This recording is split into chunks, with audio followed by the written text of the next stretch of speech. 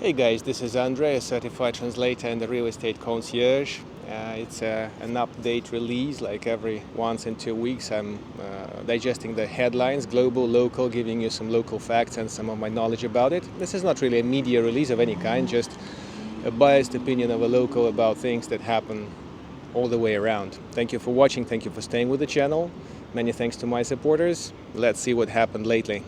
Just a quick comment that I'm a real estate concierge. The job formally doesn't exist because it embraces several capacities, from a translator and a driver into several more roles. It comes in one package. I run a company, my own company. It's officially registered and it's officially relocating people to Belarus. To give you an idea of what a real estate concierge may do for you, here is a sample of my calendar from last Thursday, basically. 8 o'clock, my German comes up to renew his residency, which means I have to be there around 7 to make it first in the line and to leave the office within 30 to 45 minutes, depending on how efficient the officers are going to be. Next in line is the German client who wishes to move his rubles to a Russian bank. So we go to some place like VTB, where an zero English-speaking girl is trying to battle through the passport and what do we actually need. Commissions for incoming transfers, outgoing transfers, mostly a translation job. In between, I have an online call with an Israeli client about buying a house here in Belarus, 1 hour away from Minsk, give or take, talking about different issues that might save him money, things to take care in advance and save some money later. And then my American wants to extend his TRP, and then a couple more things, and that's just first half of the day, which changed several times on the way, because we started the day at the migration office and later on we ended up somewhere else. That's about it. This, migration, real estate, and many other things. Traditionally we start with the travel updates. Poland still keeps one open border checkpoint with Belarus, not recommended for non-EU citizens to go through there. The British seem okay, meaning leaving Belarus. Lithuania keeps 2 checkpoints. They're going to be fairly busy between 1st and 9th of May, the Russian holidays, which are fitting the local holiday frame, so all kinds of visits, back and forth. It's going to be a nightmare, so please take care of your proper trip planning. And the visa-free modes, both through the western border and through the airport, work. Please watch related video about the airport mode. It's just the Turkish flights that are damn expensive, otherwise everything is like it is in the book. Of course, people with new passports, people with, let's say, from the so-called unfriendly countries, may face an interview at the passports control at the airport. Nothing extra demanding or something like this, so if your story is straight, you're going to go through like my recent clients and tourists did. And the traffic is slightly increasing compared to spring, which was quite busy, by the way. So in summertime I hope there'll be more releases about things, prices and stuff about real estate, including other matters. Just yesterday, my regular American client, who has just sold his charming village house to buy a really huge, spacious and almost central flat in Minsk, took some 9 hours to cross into Lithuania by car. I guess next time he is gonna fly. Last but not least, have a look at the recent money guide. I'll leave the link in the video description. The cards work here about 70% okay. The withdrawals, the transfers and everything. By card, mostly not by bank. We have discovered a bank that actually does foreign currency transfers, and if somebody were to use my services, I'm happy to share this knowledge. So the everyday expenses, especially for tourists and short-term stay, are no problem. Of course, it's recommended to bring some cash and to top a local account, which you would start once you're here, with which I also help. Weather is kind of warming up. Rains, pretty bad, gloomy things have just passed through. It's improving. The sun is shining by and by, and the grass is likely to grow fast. So people who are buying houses have to be aware of the trimming issue. Once a month, roughly, $50 roughly. It can be arranged by you or by me remotely, locally, if we interact on a village house relocation thing.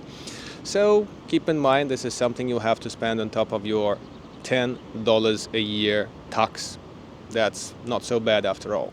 Some local news. IP, the self-employed entrepreneur that can only hire 3 persons, and they must be relatives, I think. Maybe that was fixed lately, but the whole business mode as IPA is going into the past. Foreigners don't have a right to register IPA, and right now the locals are departing from this concept towards the LLC concept with the bookkeeping and all the crap, which is kind of sad because this mode of self-employment was easy in terms of all sorts of paper moves.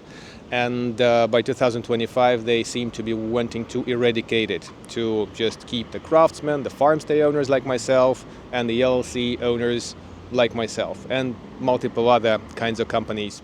A bit of economy or economics. In Murmansk in Russia, that's north of Russia, they're planning to build a port for the Belarusian logistics. I'm not sure how much more reasonable it is towards the versus the Baltic harbors. It's not up to me to judge, but there is a definite turn towards the eastern world, economics, logistics, and ties and links, yuan transfers on top of other things here in Belarus than one might have thought originally when the sanctions were introduced. I disapprove of the sanctions as a businessman. Businessmen just reinvent all the bypasses around the sanctions, which are invented by guys who fail to be successful businessmen, basically, goddamn bureaucrats. So the general idea is the infrastructure is building up to tie us up with the East, and the West is just passionately building all sorts of fences, reinforcing, improving, upgrading, and making sure that the Iron Curtain Part 2 is back in place. The question is, for you, which side of the Iron Curtain you wish to be now that they are going to drop it maybe this year, maybe next, depending on how successful the campaign in the East is. The north of Belarus has never been known for great provincial roads. The highways are okay, all my guests tell me, and mostly we take the highways to do some sightseeing. The M1 isn't perfect at the same time. So in the coming weeks, 5,000 kilometers of roads are going to be fixed up there in the north. And just in a couple of days, I'm going to the north to film about local village ways, a little bit of history. I'm hoping to release some kind of a, semi-documentary thing for you to understand how the people here lived in the north. And that's going to be the introduction to my little historic work, which I'm hoping to pull off this year about the history of Belarus, to explain to you and to myself how it all started, where it's all going. So I hope it's going to be interesting to the general audience. Ask your questions, basically. It appears that the Russians are upping customs fees and clearance rates for the cars. So the Chinese are cutting on importing into Russia. And basically these were mostly gray imported cars, meaning not official dealership links, but some kind of enthusiasts with cash dropping the Chinese stuff here to make the local glamour lovers happy, charging their batteries every now and then and waiting for their bumper scratch to take them several months for replacement. So point is, cars are going to be expensive. The new cars have slowed down coming into Russia, and evidently the good old European Volkswagen, Audi and other stuff are really slowing down in imports. The Poles and Lithuanians have cut in 1.9 engine or higher transit for the vehicles, so they only allow them to go into Belarus and further to Russia if the factory gives a buyer a certificate that they're happy for the vehicle to go through there. So bureaucrats are trying to be bureaucratic. It has been a while since I graduated from a university. Minsk State Linguistic University is my only diploma, which by far is enough, on top of some other courses and stuff. So I just read that some principal at one of the universities said that the graduates are blessed with a mandatory first workplace that happens to people who went to the university at the state expense on a scholarship. It's a blessing for them. They don't have a need to go business to business, agency to agency, and offer themselves. And what would a young graduate do actually if they don't do it? And promise they would pick up the stuff that the agency is doing at the workplace. Well, if I weren't in Belarus, I'd be surprised by this quotation of a principal, because one would expect a principal to brush up his own yard, so to speak, and to make sure that the graduates that come out of the university already are sought after by the goddamn employers, and not the other way around, hoping for some state rudimental mechanism to attach them to the companies that just get another idiot that has to be taught after 5 years of being taught. That's a bit ridiculous. Unfortunately, perhaps I'm getting old after all, but the newly graduated people with higher education are getting my frustration and stress by and by. Just the other day at the bank, we were checking some $10,000 worth of money, authenticating them. Banks do that for money. And the girl, the reception girl, was trying to tell me that to authenticate one single bill, it cost 0.35 of a kopeek. Now, keep in mind that 1 kopeek this way would help you to authenticate 3 bills. The bank next door was charging 45 kopeeks, which is 0.45 of a ruble. In 1 ruble, there's 100 kopeeks, if you're following. So basically, I double-checked with her maybe 3 times in many different ways, like, do I understand each other right? There's 3 bills, and I pay 1 kopeek to authenticate them. And then I come back and ask the question again, and she checks with the desktop and tells me in a pretty matter-of-fact voice, like, yeah, the cost is 35 kopeeks per bill to authenticate it. And we almost got our deal, let's say, delayed at least, to put it mildly. And that's just a young, bright girl that just stepped out of university and got her mandatory first bloody workplace, where she's picking up stuff instead of working. A bit of social stuff for the coming weekend and holidays. Again, May 1st to the 9th is holidays. Some of these are going to be working days here in Belarus, so please plan your things carefully. The traffic cops have generously planted 12 speed traps, which are all marked on Yandex, so that's a very helpful tool if you're driving here locally. You can exceed the speed limit by 10 kilometers per hour without a trouble. And they are going to control the speed discipline of the local drivers, which are not super disciplined, of course. And if you're getting a fine through a radar, that's half of a base unit. Right now it's this much.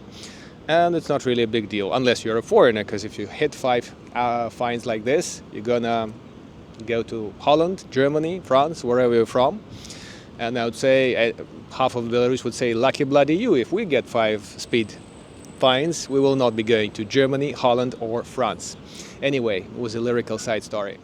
It's quite typical, at least so I understand the statistics, for local men to part with the family and the kids are staying with mom. Depending on the case, I guess the statistics isn't really 100% children staying with mother. But in some southeastern city, a guy decided to sue the mother by actually forcing his name as that of a father into the birth certificate and forcing the surname of his into the kids' documents, kids' passport or something like this. So it's rather unusual for Papa to split with the family and to care about the things that much. Generally, family issues are quite complicated, divorces, marriages and all this wonderful crap. The family lawyer discussion is on my channel. Please find the link in a couple of videos from now, a couple of videos ago. And ask any family, divorce, marriage, prenuptial agreement questions when you're ready for this stuff. Some pleasant eco news, the way I personally see it. I'm a bit of an eco guy.